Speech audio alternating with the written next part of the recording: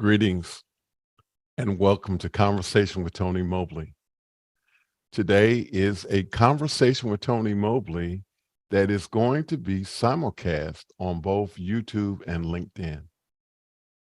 We would like to welcome our radio listeners in Cincinnati, Ohio, Z98, and you can hear us on the radio by going to z98fm.com. On Conversation with Tony Mobley today, I am talking to my friend, returning guest, Dr. John Ittelson. And he's going to be talking principally about the Ports Project in California. I want you to know that John Ittelson, Dr. John Ittelson, was one of my very first guests on Conversation with Tony Mobley. He was my guest on episode 7 of Conversations with Tony Mobley. Thank you, Dr. Ittelson, for being here with me today. Thank you, Tony, for having me here. I can't believe I was guest number 7, and I guess this is your show number 71. That is correct. This is episode 71, and thank you so much for being a part of this journey. Well, I'm glad to be here. A lot has happened in that period, and you're catching up on my age. I'm going to have to worry about that. ConversationwithTonyMobley.com is the website where you can actually go in and ask questions. And you can ask questions because we have what is called the Mukana chat. And the Mukana chat, you can actually ask your questions. And this is something that is provided by the Office Hours community and Alex Lindsay and 090. And so we want to thank them for their support. Again, we want to thank those who are listening on Z98.1, LinkedIn Live, and YouTube. Conversation with Tony Mobley is real conversations with real people. And we want to thank John Snyder for last week's conversation. Thank you, John, so much for being here. And now, but before I say now, I want to say thank you to the team, all of the team members who have been a part of this journey for the 71 plus episodes of Conversation with Tony Mobley. Thank you all so much. And now we're going to get to the questions. And because John Ittelson, Dr. John Ittelson, has been my guest before, we are not going to go through the normal questions of who you are. And well, we are going to do who you are, but we're not going to do all of the other questions that we actually go through in order to get to the buildup of what the actual conversation is about. So I am going to ask you who you are, and you can be as long as you like in terms of talking about who you are.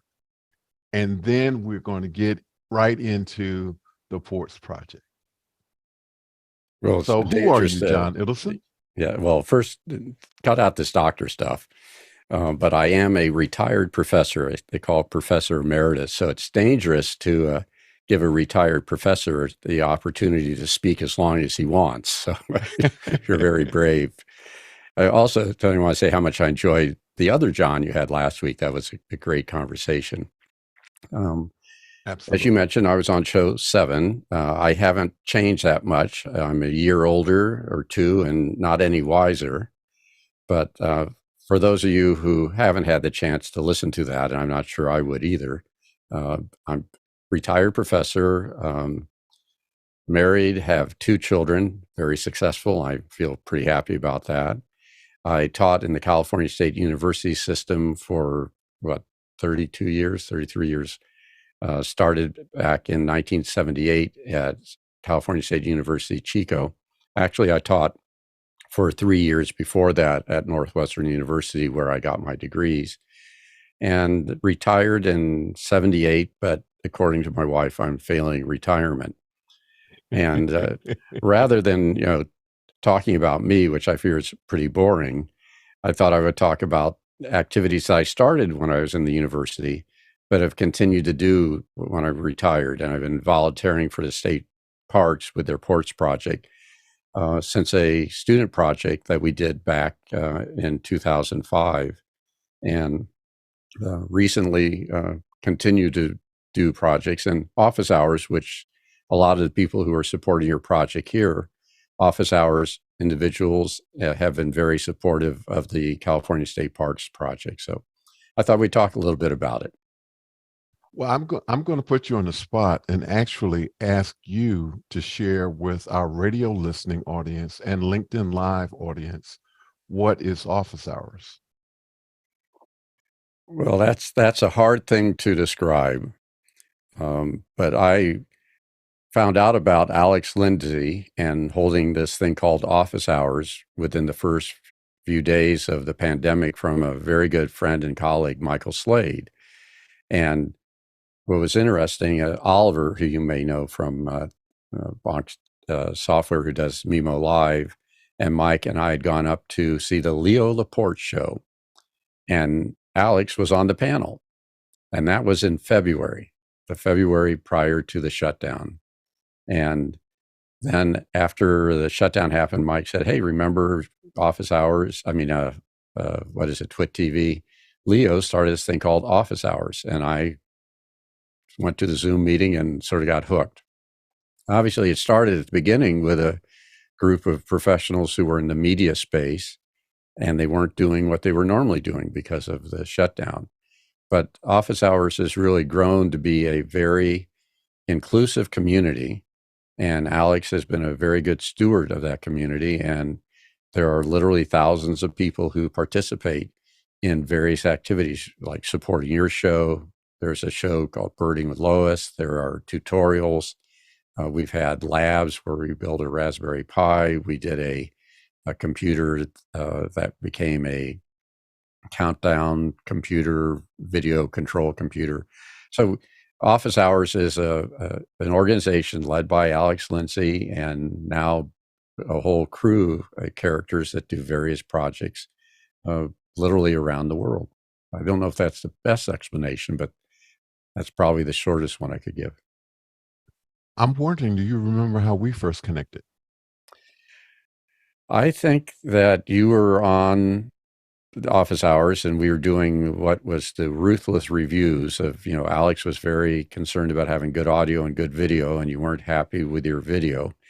And as a professor, I did a lot of testing of various electronic equipment and software programs.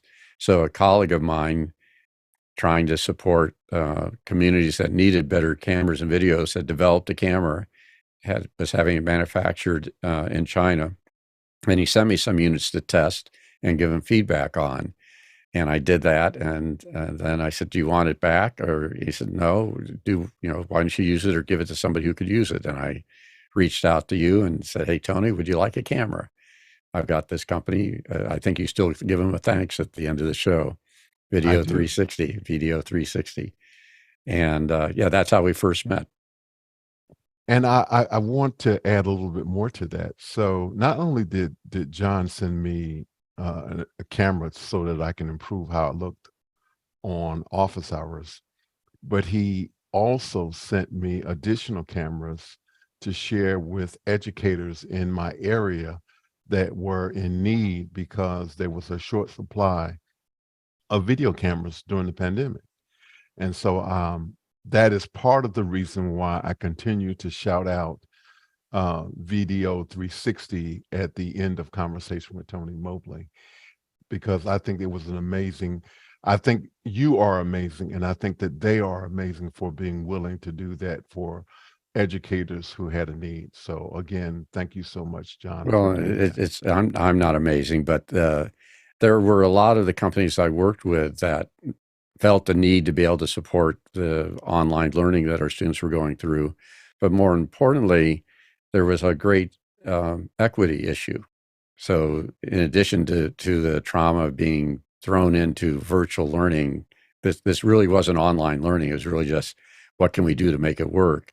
there were many communities that didn't have the resources, whether it be the Wi-Fi, the cameras, audio technology. And so there were a lot of people in the industry that I know that really, when they saw a need and knew about it, and if they could fill it, they did.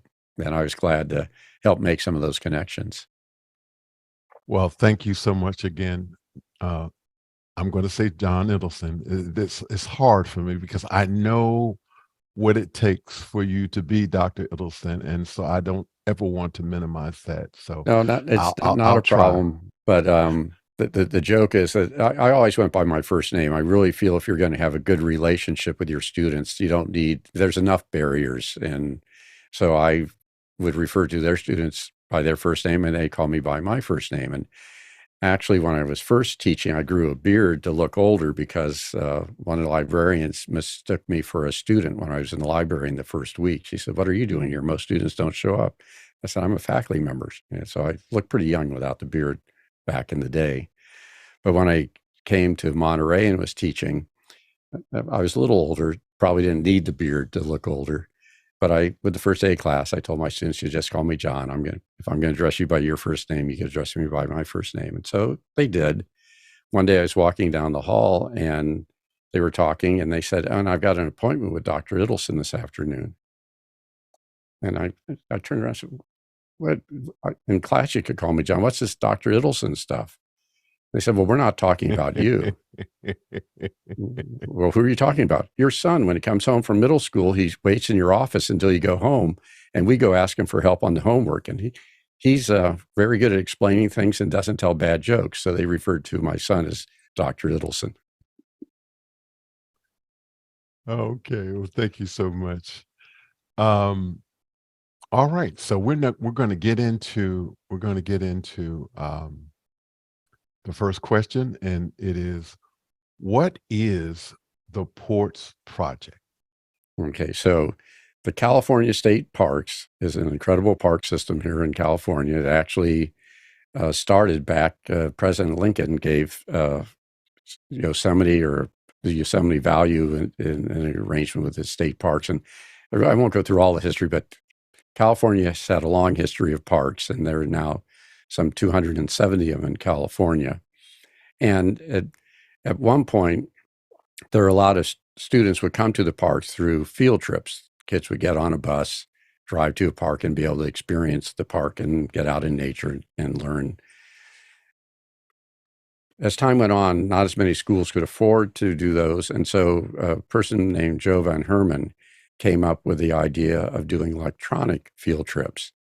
And this was back in 2005.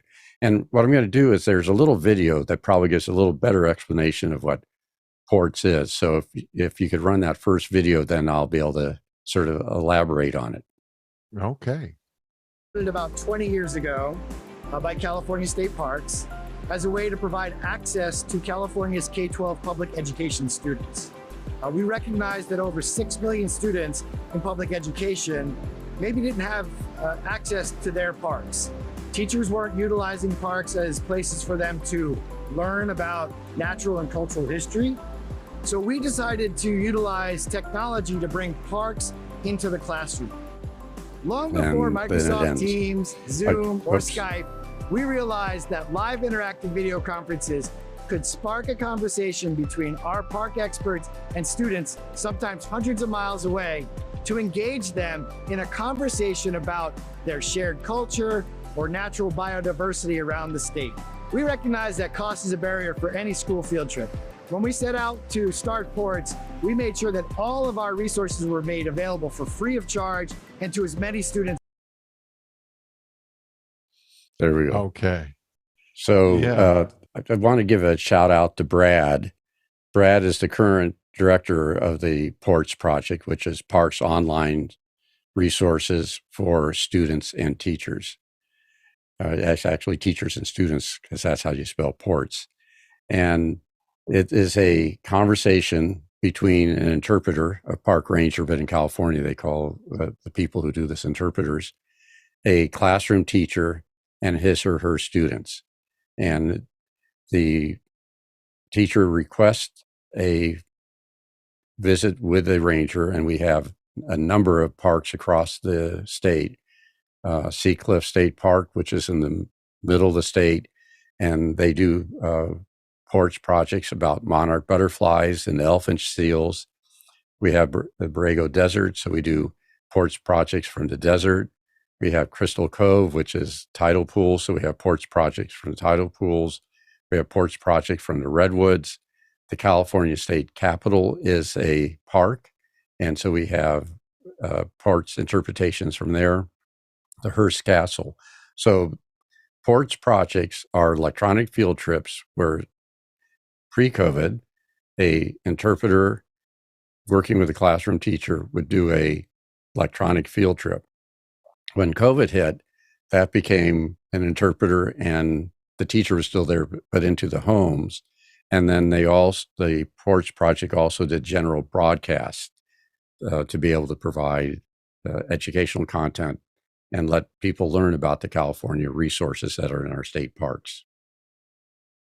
John, can you share Brad's last name? Brad Cray.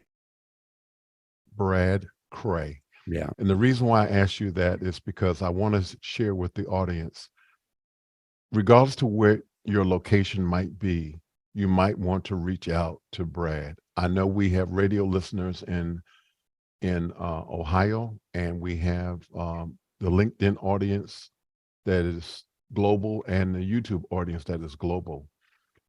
This is a project that you definitely want to reach out. You are not limited by your location to be able to participate in this project. And porch projects are, at the end of that video, which I stepped on a little bit, are totally free because and although we focus on the K-12 schools in California because it is the California State Parks, Brad has never really turned down requests from outside.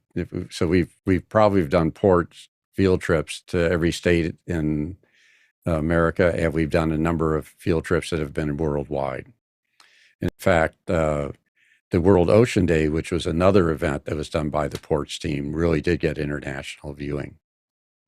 Now, the one thing with the video that I showed with Brad, it really didn't give you a flavor of what a field trip is like. And we don't have a lot of these videos because they are with a teacher in a classroom and the kids are very interactive. So very much like we do in office hours, we want cameras on, we want to see them. So in the case of our field trips, we don't have a lot of copies available because we can't show the students. But there's a brief video that shows a little bit of what it's like with a porch field trip with an elementary classroom. So let's play that video.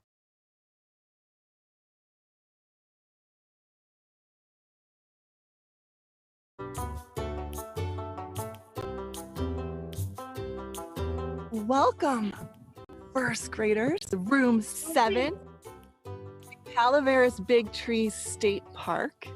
Park Ranger Jenny Camperta loves talking with kids about the giant sequoias and other flora and fauna at Calaveras Big Tree State Park. In the past, these first graders might have discovered these gentle giants on an actual field trip. But here, the experience has gone virtual, thanks to an ambitious effort by California State Parks. It's called PORTS, Parks Online Resources for Teachers and Students. We're spending the next 40 minutes or so learning all about these trees. We're going to read a story. We're going to take a short little nature walk, and we're going to have lots and lots of fun. It's very hard to come into the Sierra Nevada. They don't have the ability to go anywhere right now, especially during pandemic. So I'm planting that seed of these trees. These trees are extremely rare. They're California natives. They don't grow everywhere. So they get to have that in their hearts now. There we go. Thank you. Thank you, John. So in that one, if they wanted to see the whole video, that was a report that was done on the Porch Project during COVID on the public radio station out of Sacramento, KIVE. But the thing that I like about this one is it's an elementary class. This was during COVID, so the students were on their Zoom call at home, and you could see those first graders, they still wiggle in their seat, but they really enjoyed that field trip to the see the redwoods. And I think you can get a sense of how engaging it is from the interpreter that we had there. I mean, it was a class. She, very started with, this is what we're going to do today, kids. This is not just, relax and have fun. This is, we're going to learn about something. And the interpreters that Brad has really coached and trained are just amazing. They have an incredible love for the park that they're working with. They have an incredible love for nature. They have an incredible desire to share it, and particularly to share it with other students, because many of them got involved in being a interpreter ranger at the state parks through an experience with a ranger or an interpreter when they were in elementary school, middle school, or high school. So it really is an incredible project to be a part of. And in very much like what in office hours, the idea is that I had some technical skills. I had students in classes that needed projects. And so my connection with the Ports Project started back in the very beginning when they did their first green screen studio that was part of a capstone project that we had at CSU Monterey Bay. Monterey, the university, had a unique service learning emphasis. Not only did it encourage service learning, and students took a course and they could volunteer and do things, but they also had a service learning type course that was in your major. So we had students in their major doing community work, applying the skills that they learned in their major. And it was students who helped design a camera that got some of the remote video of the elephant seals. A student helped build the studio in Seacliff as part of his senior project. And by the way, that student's now a senior executive working at Zoom. So his Wow. college experience, and now he's in charge of putting Zoom rooms all around the world. That's fantastic. Share the website one more time. It's real simple. It's PORTS, ports-ca.us. So, Thank and the you, PORT sir. stands for Parks Online Resources for Teachers and Students, PORTS. I'm dyslexic, so I have to make sure I get the S and the T in the right order. So. and that brings us to our next question, which is, what do teachers and students need to know about the Ports Project? Well, for teachers, they have to, it's a partnership between the interpreter and the teacher. So the teacher needs to know how does the information that they could do in a Ports Project help support whatever they're doing in their curriculum. So if it's a fourth grade class that's studying missions in California, we have a state park that's at a mission. We actually have another state park that's next to a mission. So rather than seeing the one picture of a mission in their textbook, or maybe seeing two or three of them in a book they may have in the library, they can actually electronically go visit a mission. The interpreter at the mission down in Santa Barbara actually has family history ties connected to it. So it's not just some random person talking about it, and he does demonstrations of things. So the teacher needs to figure out how this fits into his or her classroom. And then the interpreter with that can look at what resources he or she has to make it an interesting and engaging program for the students. And it becomes a great learning experience. If you're particularly in your elementary classroom where you have the same teacher every day, all day long, it's sometimes good to get another voice in the room. And so the faculty, the classroom teachers who work with Ports, really do work closely with the interpreter so that she prepares the students for it. They make this be a big event. The students then participate in an electronic field trip. And then many times after that, the students will create some sort of project or assignment that related to the curriculum. And then we get pictures or posters or notes back from the classroom. So this is really just a sliver of helping provide students authentic learning experiences and let them experience resources in their state that they may or may not be able to see if it weren't for the electronic field trip. We have students who live in the valley who haven't seen the ocean. We have students up north who have redwoods that are 20 feet wide and 100, 200 feet tall, but they've never seen the brush in the desert. And so this is a way of also expanding the world which students have and making them be aware of the incredible resources that the California state parks are the steward of. And they're doing it for the citizens of California. And that brings us to our next question, which is, what does non-Californians need to know about the Ports Project? Well, again, if they could go to the Ports website, there's lots of resources. There's videos. I think they've maybe oversubscribed for the one-on-one field trips, but there are a number of other electronic field trips that people can tune into. So if someone's thinking about coming to California and trying to decide which park to go to, the Ports resources would give them a good idea of what's there.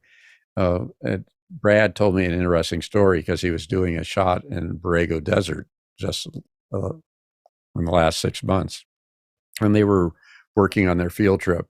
And a family came down, and they were from Seattle. And he said, well, why did you come down from Seattle to come to a desert? I told Brad, that's a simple question. They need to get dried out because of all the rain.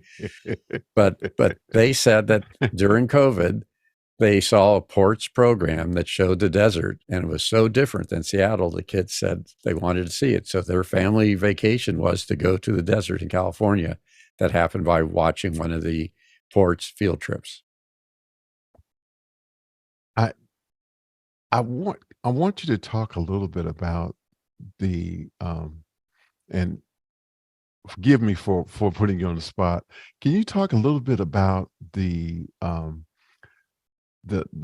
process that you, or how you guys were able to figure out the underwater microphone situation that you were doing in the Ports Project?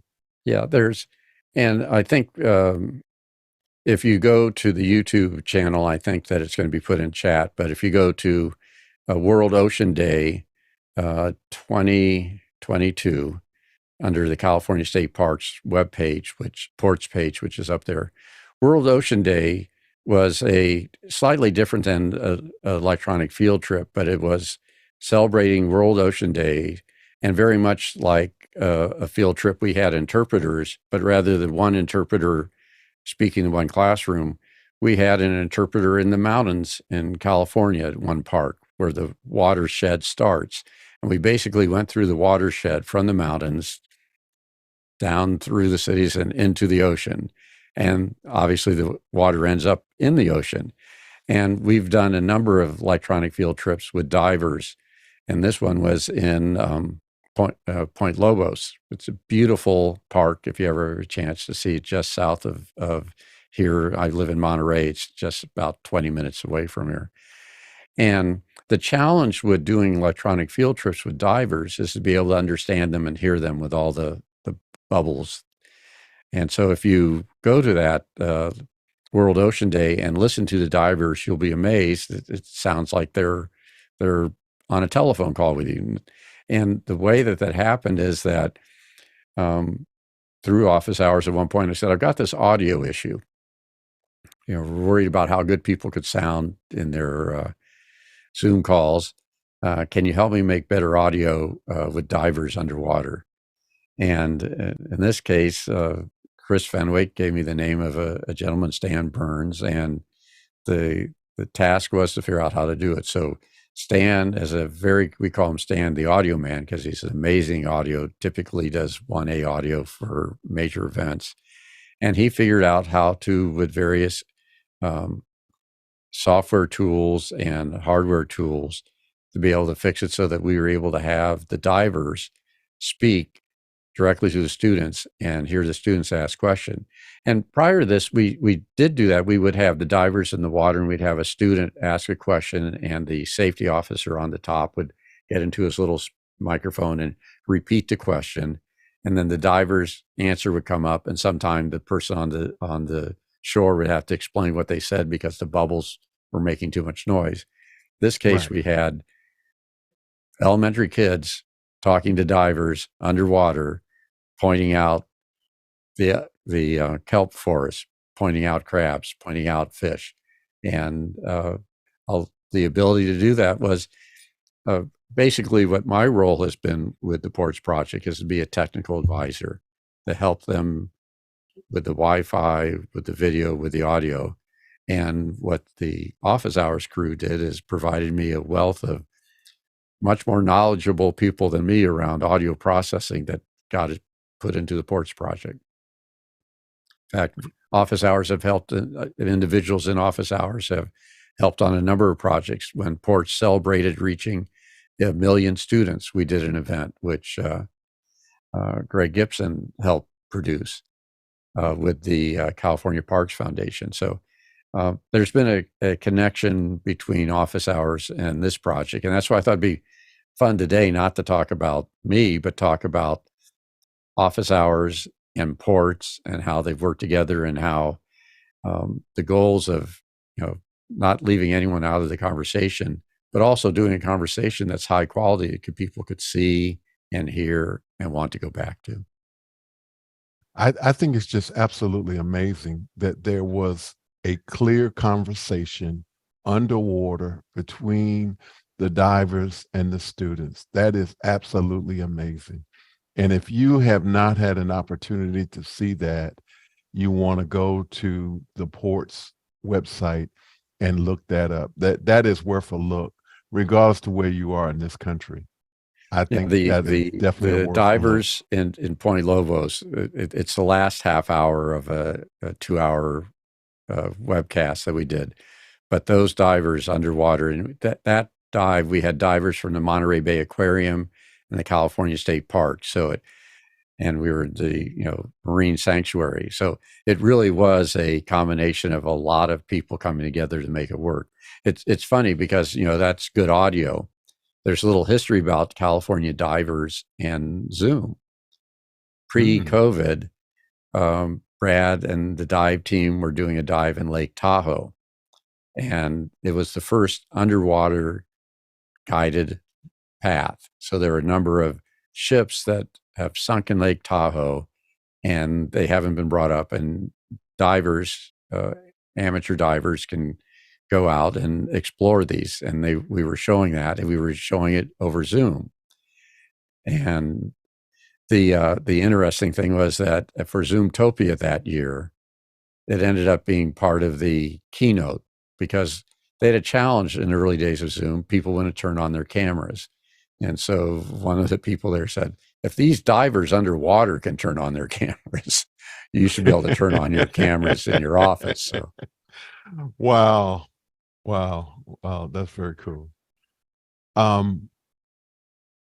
Do you want to mention anything about Zoom?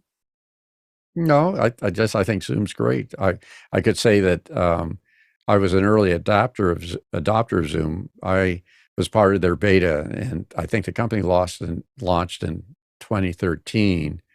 But in 2012, they were, the Zoom was presenting at what was called Startup Alley. They were a startup at Educause. And at that time, I was using other nameless video conferencing tools.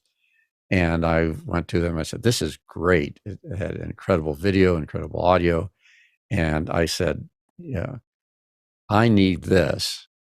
But I said, you need me, because I want to use it for a program called Cal State Teach, which at that time we had 1,000 teacher candidates that were being learning to earn their credential, teacher credential. And we were doing it as a distributed model. The teachers were out in the field, and we were using video conferencing extensively. And I said, getting these teachers using your tool will get them to start thinking about it and how they could use it. And so I got a beta test in 2013 when they launched. The beta project worked perfectly, and Zoom has been used in the California State University system since the very beginning. So I'm a big fan of Zoom. I only mentioned it because you mentioned Zootopia, and I just wanted to know if you wanted to just share what that was. Well, Zoomtopia is the Zoom users group, and it's happening next week in San Jose and virtually. So it'll be hybrid with both physical presence and remote. Okay. The next question is, do other states have similar projects to the ports project?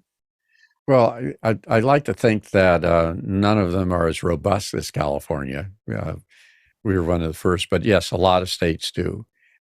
There's a group called CILC, the Center for Interactive Learning, and they catalog these. So there's not only states that have them, but there are also institutions within states. So there's aquariums in Florida. There's Chicago. There are similar programs in many states, but I do think that California, having been doing it since 2005, and because of the push that when COVID happened, that we probably have one of the largest online electronic field trip uh, systems literally in the world. And because of the success of being able to reach students during the shutdown, the number of interpreters have increased. So uh, the interpreters don't only do online, so they are in parks, and we have a new project called Passports, or the state parks do.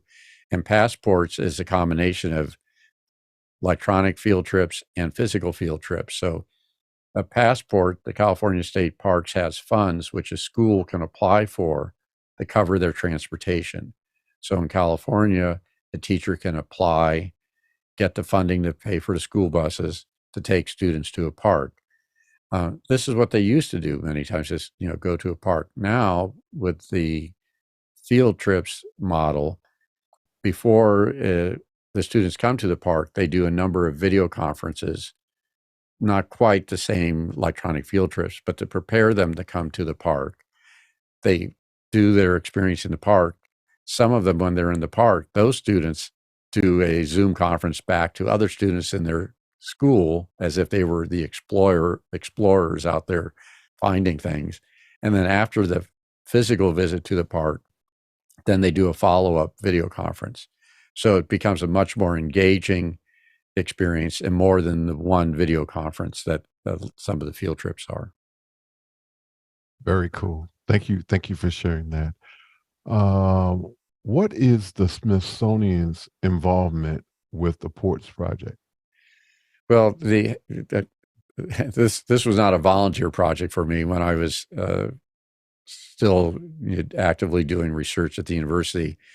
I worked on a project where this Smithsonian Institute is in Washington, D.C. The Smithsonian's incredible. If you can go to Washington and the Aerospace Museum, the history,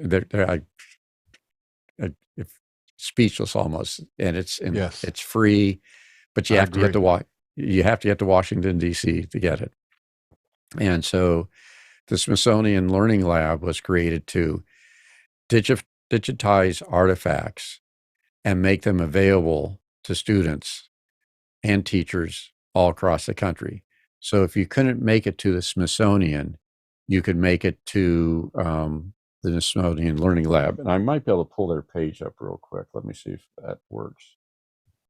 There we go. Let me see if the technology will work. Okay.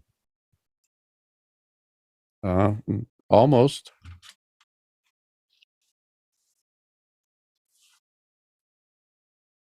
Of course, it always worked before we started this. Let me try one more time. And if this doesn't work, we'll punt. But Okay. it was working.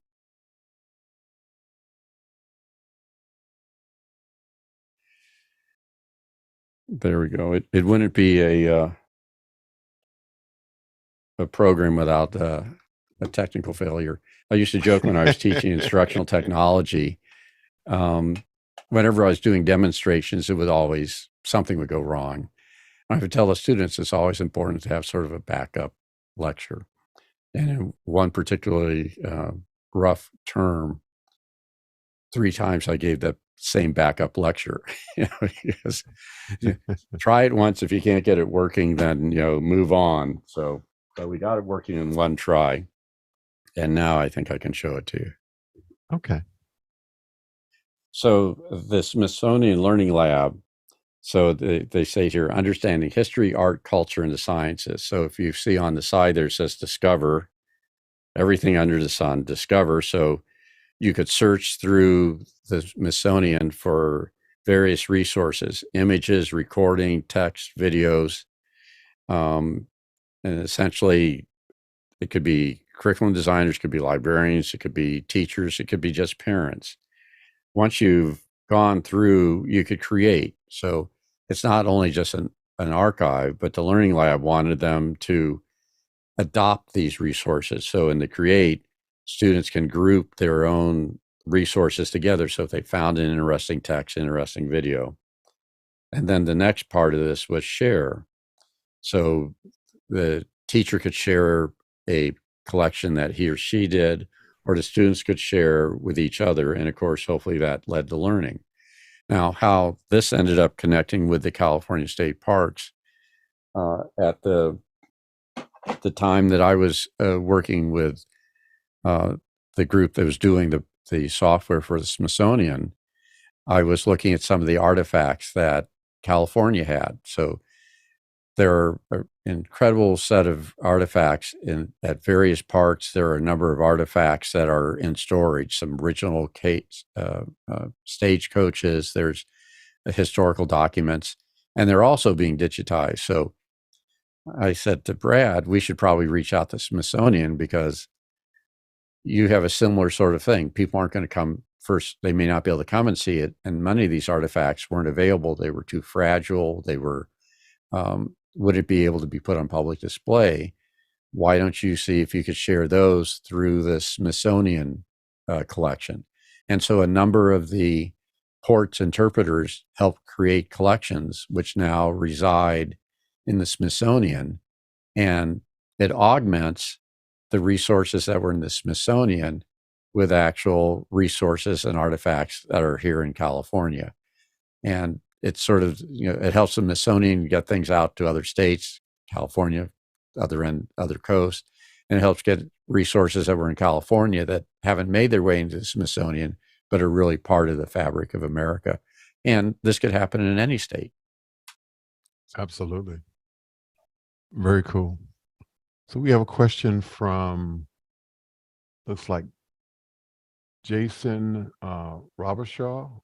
Yeah, Jason has an incredible set of electronic field trips in his aquarium in Florida, and I'm going to blank on the name, but somebody help me look it up. Or Jason should put the name of it because he's a leader in electronic field trips on the other coast. Okay. His question is, how do the Rangers get reliable connectivity from remote locations? What hotspot/cell service are they using? That's as people like to say, that's a great question. And I'll give a little historical perspective. Back in 2005, 2006, they had a Jeep with a satellite dish on it. And we would, out in the desert, have to broadcast like the broadcasters did up to a satellite dish to be able to get it out because there was no conductivity in the desert. Later, as we started getting the internet and internet to schools, we had internet there to the schools, not all of them, but most of them, but we didn't have internet in the parks. So there were, it was a constant hunt to figure out how to get the internet. We did one where there were homes not too far from the park that had cable, and we were able to borrow their internet. Ran a hotspot out from, to the edge of the park. As Wi-Fi has rolled out to many of the parks with cell services and cell towers, and as the California State Parks needed to provide a network for security and safety, we now have at most of the parks some way to get onto the internet, either through the state parks internet service, through public cell service, and we do things with Petway. We do microwave links, it really depends on where we are. So some of the hardest spots to do it have been like in Borrego Desert. It's not much cell service there, and if we put a video conference in and somebody else tries to do a phone call and they have to balance it, we lose the internet. But when we did World Ocean Day, we actually had fairly good internet because they just recently upgraded the internet to the park. So our challenge is to find parks that have internet, and we call that the low hanging fruit, and do projects from there. And as we get a greater demand, right now, the port's interpreter electronic field trips sold out in the first 5 hours of when teachers could sign up. Wow. So now it's clear we need more of these sessions. And as we need more of the sessions, we need to do it for more of the parks. So, it's a challenge that the United States has right now in terms of access to good quality internet. And rural and remote areas are the ones that are the hardest to cover. And in the previous generation of technology, there were acts for the electrification of the farms and phone services in low population areas, so that they could get those services. I think we're going to see better distribution. The latest trick, though, that we're trying is Starlink, the satellite. So we've had some success with that, and they're beginning to increase the bandwidth and reliability. So I think with the satellite internet service that we're going to be able to go to more of the parks than we had before. You might want to share with those new listeners that don't know what Starlink is. It's a internet service with low altitude satellites, multiple of them flying around, and you are able to have a small dish receiver antenna, about 2 foot square, and that lets you provide internet wherever you are, whether it be your home, which is not near internet service. They now do it on boats. They do it on planes. Thank you, John, for sharing that. And thank you, Jason Robershaw, for that great question. The next Jason's question, a good person if you have questions about electronic field trips, or you want to see some on the East Coast, reach out to him. Jason, you have been called out by John Ittelson. So please respond. Please respond, sir. Thank you. Clalac Lopez Waterman asked, is this idea of a way to have people experience the beauty of the national and state parks without impacting them as much as we do? Well, the California state parks want people to access the parks, and there are concerns about some parks that are there's not enough parking. The demand is so great. Yosemite sometimes has to restrict visitors. So, yes, I think the ability to give electronic experiences might help people get get a vision of the park without needing to put their footprints on the park. But I'm not sure whether I just look at it that way. We see a lot of people coming to the resources that we have because they couldn't come back. They're in another state, another time. So the resources serve a different need. I think they give a way of connecting with a park when you're not there. But yeah, the issue of how to deal with parks that are in greater demand than they can support is a challenge that not only California state parks have, but literally all the parks around the country that have high tourist numbers. I'm wondering though, as you were speaking about that, one of the things that occurred to me is that as important as the sound in the Ocean Project, where the divers were able to speak with the students directly, and that was a great communications, is there an effort to ensure that all of the projects have a certain standard so that the experience is worthwhile for those who might be trying to tune in? Well,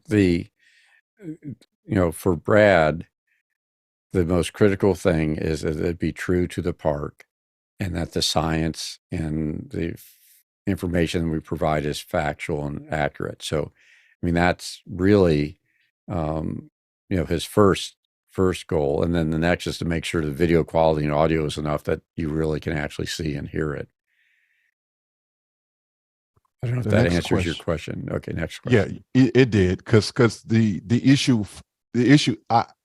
because of what I do aside from office hours, I'm constantly pushing those people who I'm working with to get better, to improve, to because for me it's about making that first impression and how important. And now I'm speaking, and I probably shouldn't say this, but I'm speaking about a house of worship, and to do what you are doing, it is important that you are able to make a quality first impression, because a lot of times human beings are such that if it doesn't look good and it doesn't sound good, then it might be the most valuable information in the world. But if it doesn't look good and it doesn't sound good, I tune out. And so that was the reason why I asked the question. Well, no, it's a challenge that Brad has to deal with in training of the interpreters, because again, they didn't become people to be on camera and working remotely. Many of these interpreters worked as a part-time summer employee, then became a full-time employee, and they have a lot of other jobs and tasks that they do around the park. So being on a video conference, setting up an iPad to do a Zoom call is not what they've been literally trained to do. So all the training really has been on the job training that Brad does. But he goes through a pretty systematic method of essentially having new interpreters look at and pair with some of the more experienced interpreters. So they get to see what an interpreter is like. Then when they launch their first ones, Brad has a team with him, and they coach the presenters. And one of the great things about a video conference is you could record it. Now, when we're doing it with the children, we can't record it and present it anywhere else because we don't have the rights. But the agreement with the schools that the interpreters can record them, so then they could play it back and watch it, and they could watch it with Brad or one of his other staff members. So there's a lot of professional development in doing a field trip. And many of these interpreters were experienced at leading campfires, walking people through their park, doing little mini lectures, but they weren't that experienced on doing it on air. And they had the experience of being a student in a classroom, but that's different than being a teacher in a classroom. So we spend a lot of time also having them talk with teachers so that they understand what the teachers have to be doing, because they may think this one particular thing is the greatest thing since sliced bread, but if it isn't really connecting with what the students are studying at that time, then it's really a distraction from what the teacher's trying to do in the classroom. So there's a lot of professional development to make sure that the people look good and sound good. Okay, so we have a question from Mike Edwards of Brooklyn, New York. Hey, John, East Coast parks or West Coast parks, and why? Hey, we're on. And in fact, we have talked about doing that here, because it would be fun to do a number of events. There's some incredible parks in upper state New York. They have things called rain and water. We'd love to be able to experience that here in California. But no, I think it's really important that we have a big state, but it's really important for the country. There is a national park system, and they also do electronic field trips. They also do dives at Catalina Island. But this little marble that we live on called Earth, it doesn't follow the borders of the state. So, but yeah, let's do a West Coast, East Coast slam down on electronic field trips. Sounds good. Thank you, Mike Edwards, for that great question. And the next question is, what does it mean to be a geek? I'm not sure I can answer that. I used to teach a course, which was essentially a survey of telecommunications and technology. And at that time, I said, I'm an analog cowboy living in a digital world. My daughter, who claims all the hours that she had to wait with me in Radio Shack was punishment that I should have been looked up from the Child Protective Services. So she would define her father as a geek who spent way too much time in Radio Shacks. Well, I do want to say that I appreciate all of the efforts that you have put in. That there is not a time, and I'll just briefly say there hasn't been a time when I have tuned into After Hours, which is the 23 or 21 hour after hours, office hours event that goes on where people are working with one another, learning new things and trying out things and having labs and trying to figure this video production, video streaming whole experience out. And you're always doing something. You're always tweaking. You're always experimenting. You're trying new mics and new cameras and new setups. And I know that you have how many setups do you have in your home? Well, there's two, and that's sort of an artifact that during the COVID shutdown, my son, who works for Zoom, used our basement, and I had to set up a little studio upstairs. But this is my wife is telling me, you're retired, John, but this is what my career was. My career was testing out different technologies, did interactive video disc, did some of the early computer-aided instruction.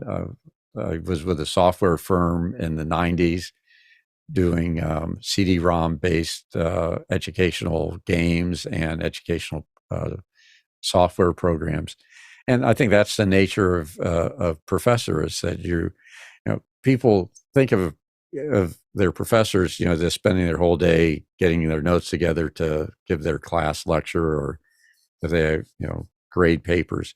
But that's just one part of a role of a professor. There's a whole part of research and creating new knowledge and information. And there's the whole community service, and there's the whole being part of the university community.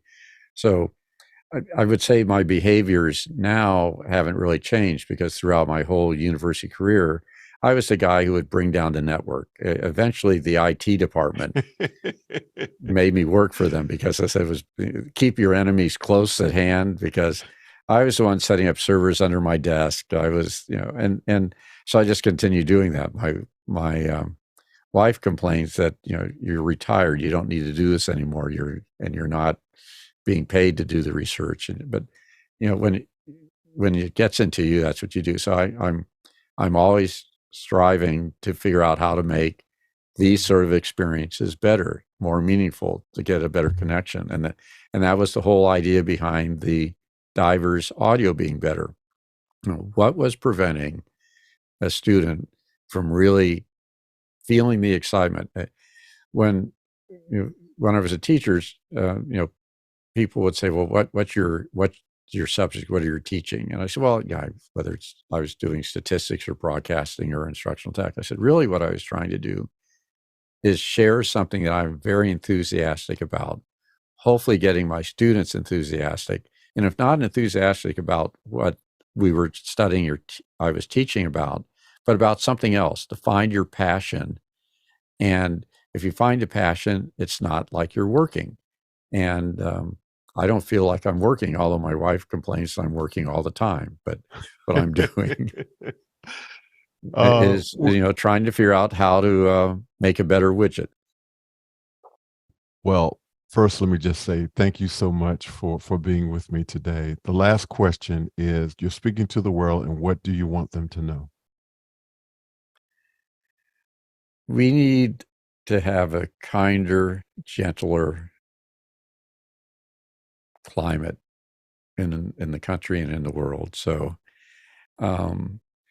with the Ports Project, one of the things that we talk about is working local, the particular park that you were at and the show that you're doing, but thinking global.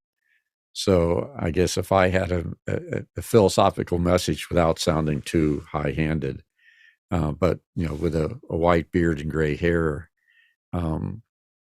there's just not enough kindness and compassion around. And I feel that the fact that you and I are here speaking is an incredible blessing that many people don't have. They're worrying about being in a war. They're worrying about food shortages. We're worried about pollution in our ocean. So I think we need to step back and think about what are those things that we're fighting about or so concerned about that divide us rather than what those things that bring us together. And that typically, if you're together, it's a kinder, more gentle space. And I think that's part of what you're trying to do here is making people human and getting to know Thank them a you little so bit better. much. And last week it was a good example, and the number of the ones that I've been able to watch, you see people in a very different side of them. So I guess Thank my you, John. world is that a lot of people have different sides, and I'm making you go over. That's okay, Tony. Roll the credits. I appreciate it. Thank you so much for being with me today. Amazing. Thank you, sir. I want to say thank you again to Dr. John Ittelson, and for doing the work that you do continuously. We want to mention that next week we have artist illustrator Dan Flores. He will be on with us next week, and we will continue. We have some exciting guests coming up. So stay tuned to Conversations with Tony Mobley. On YouTube, you can like and subscribe. And we hope that the audience in Cincinnati, Ohio, on the radio and LinkedIn enjoyed this conversation with Tony Mobley. Thank you all so much. Take care and good night. And today, I will not be saying the thank yous. You will see the thank yous on the screen. Thank you all so much for supporting Conversations with Tony Mobley. Good night. Take care.